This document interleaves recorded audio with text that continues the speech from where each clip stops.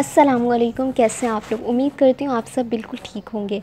आज हम किस्त नंबर 3 शुरू करने जा रहे हैं। चलिए शुरू करते हैं। सुबह का वक्त है। 2-3 हफ्ते गुजर गए। अनाया गार्डन में बैठकर चाय पी रही थी। फ़रजाल आया। फ़रजाल, कल रात फुप्पो की कॉल आई थी, उन्होंने तुम्हें बुलाया है। अनाया, क्यों, खैरियत। फ़रजाल, हाँ वो फुप्पो की तबीयत ज़रा ठीक नहीं है, तो तुम जाओगी तो उनकी ज़रा हेल्प कर दोगी, तो क्या तुम जाओगी। अनाया, हाँ तो चली जाऊँगी। फ़रजाल, नाश्ता करके जल्दी से तैयार हो जाओ, मैं ऑफ़िस जा रहा हूँ, फुप्पो के घर तुम्हें ड्रॉप कर दूँगा। हुमा आ गई। कहाँ जाने की बात हो रही है भाई। फ़रजाल, अनाया, कुछ दिनों के लिए फुप्पो के घर जा रही हूँ, उनकी तबीयत सही नहीं है। मरियम भी आ गई। हुमा, अनाया, क्यों, घर पर मेहमान भी आए हुए हैं और तुम जाने का कर रही हो। फ़रजाल, जाने दो हुमा। अनाया, कहाँ घर से निकलती। हुमा, तो फुप्पो को यहीं बुला लेते हैं ना। फ़रजाल, ये कैसी बातें कर रही हो। फप्पा हैं, हानिया हैं, वो सब छोड़ छाड़ कर यहाँ कैसे आ सकती हैं। हुमा ने तंज़िया लहजे में मरियम की तरफ देखते हुए कहा, हाँ तो पूरी फैमिली को बुला लेते ना, आखिर हमने एक रिश्तेदारों के रहने के लिए, उनकी खिदमत के लिए तो बनाया है। फ़रजाल समझ गया और उसने हुमा को खामोश कराने के लिए उसका नाम लिया, हुमा। फिर अनाया आ गई। अनाया, चले भाई। फ़रजाल, हाँ चलो ठीक है। हुमा, ठीक है। मरियम, शाम में मिलते हैं, अल्लाह हाफ़िज़। अनाया, भाभी, मरियम, मैं बस कुछ ही दिनों में आ जाऊँगी, अल्लाह हाफ़िज़। मरियम, क्या हुआ हुमा भाभी, सारी ज़िम्मेदारियाँ तो आपके ऊपर आ गई, अब आप घूमने कैसे जाएंगी, घर पर तो इतना काम रहेगा। सुबह का नाश्ता, लंच, रात का डिनर, और हाँ, मुझे और मामा को काम करने की इतनी आदत नहीं है। वो क्या है ना, हमारे घर पर मेड है और बहुत ही अच्छा खाना बनाती है।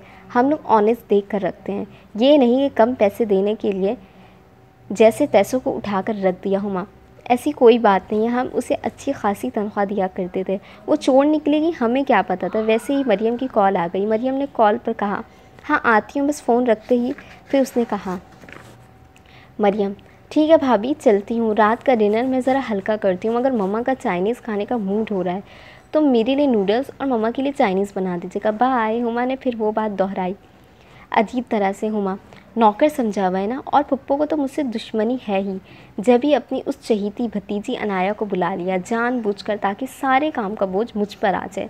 अनाया अपनी फुप्पो अस्मारा के घर चली गए। अनाया, अस्सलाम वालेकुम फुप्पो अस्मारा।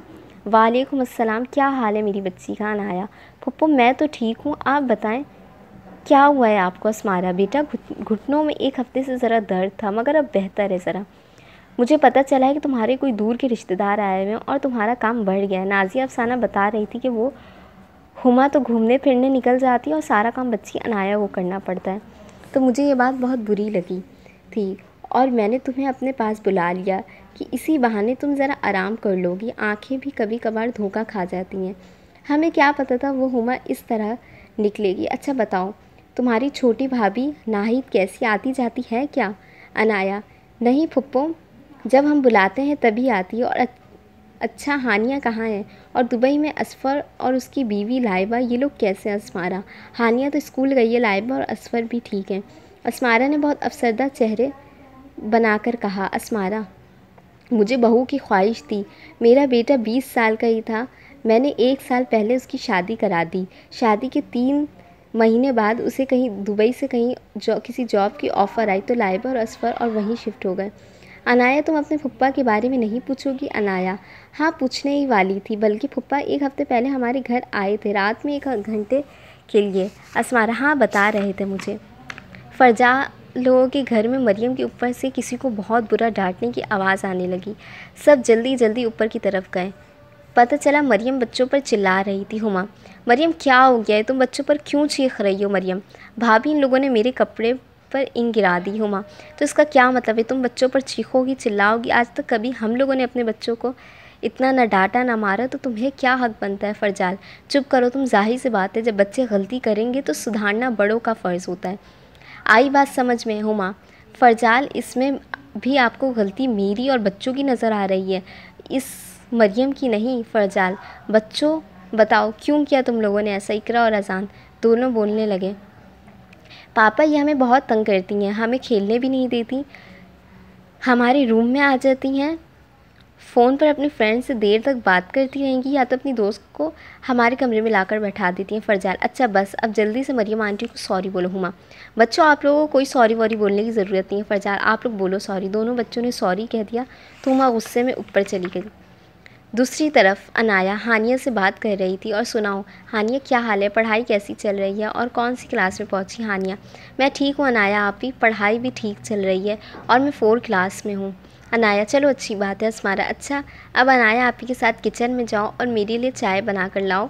अनाया, तुम आई हो तो इसको कुछ सिखा कर ही जाना, 10 साल की हो रही है ये लड़की। अनाया, फुप्पो अपने वक्त पर तो सारे काम आ जाएंगे, अभी हमारी हानिया 10 साल की ही तो है। अगले दिन शाम में अस्मारा, अनाया कहाँ थी तुम इतने देर से, नज़र नहीं आ रही थी? अनाया, हाँ वो दरअसल मेरी दोस्त शुमाइला की कॉल आ गई थी, कह रही थी तुम्हारी फुप्पो का घर हमारे घर की तरफ है, टाइम निकाल कर आ जाओ। अनाया, मैंने कहा मेरे पास बिल्कुल टाइम नहीं है, मना कर दिया उसे। अस्मारा, अरे ये क्या बात हुई, एक ही तो तुम्हारी दोस्त है, उसी के घर जाना आना नहीं करोगी, ये तो गलत है ना, जाओ चली जाओ। अनाया, पुप्पो अभी तो शाम हो रही है, कल सुबह चली जाऊंगी हानिया को लेकर।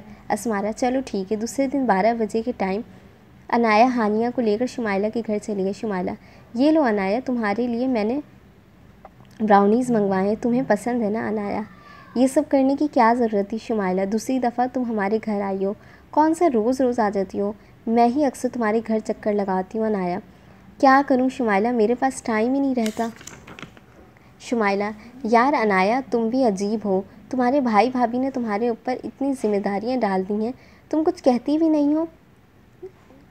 घर संभालना, बच्चों को देखना, ये सब तुम्हारी जिम्मेदारी नहीं है। आजकल की नंदे पता है कैसी होती हैं, भाभियों को पता नहीं क्या क्या कहकर गुजर जाती हैं। तुम मेरी और मेरी भाभी की मिसाल ले लो, कभी हम दोनों में बहस होती है तो मैं तो इन्हें ठीक ठाक सुना देती हूँ, मगर देख लो तुम खुद ही, हम दोनों में मोहब्बत के साथ साथ दोस्ती भी बहुत है। अनाया, शुमाइला तुम्हारी भाभी एक हाउसवाइफ है और मेरी भाभी को तो घर के किसी काम से कोई इंटरेस्ट नहीं है, वो सिर्फ बाहर रहना चाहती हैं अपनी फ्रेंड के साथ। शुमाइला, हाँ ये बात तो है, मगर मेरा ये कहना है कि तुम ज़रा शार्प बनो। फिर अनाया और शुमाइला ने कुछ देर बाद की, फिर अनाया हानिया को लेकर वापस अपनी फुप्पो के घर आ गई। अनाया घर पहुंची। अस्मारा, अनाया तुम्हें पता चला अफजल का बेटा हुआ? अनाया, हाँ फुप्पा की कॉल आई थी मेरे पास, बहुत बहुत मुबारक हो फुप्पो, आप दादी बन गई हैं। फिर अनाया ने हानिया को मजाक से बोला, आपको भी मुबारक हो मैडम, आप फुप्पो बन गई हैं। अस्मारा, मैंने अफजल को बताया, एक हफ्ते से तुम्हारी अनाया आप ही भी आई हुई हैं। अफजल खुश हुआ, कहा अनाया बाजी को मेरा सलाम बोलिएगा। अनाया और हानिया ऐसी बातें करने लगी तो देखा अस्मारा की आंखों में आंसू हैं। अनाया ने पूछा, अनाया फुप्पो क्या हुआ, आपकी तबीयत तो ठीक है ना, ये आंसू किस बात की? अस्मारा, मुझे पोते की इतनी ख्वाहिश थी, अब जब वो ख्वाहिश पूरी हुई है तो मेरा पोता मेरे साथ नहीं है।